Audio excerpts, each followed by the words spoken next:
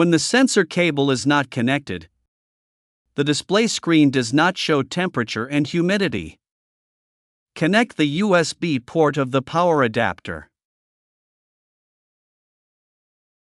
Connect the sensor cable.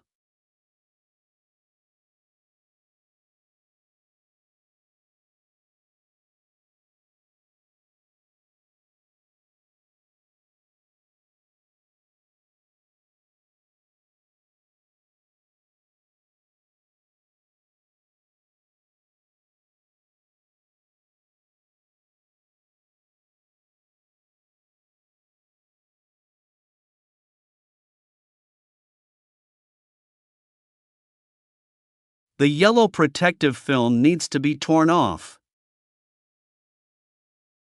Remove the sensor cable.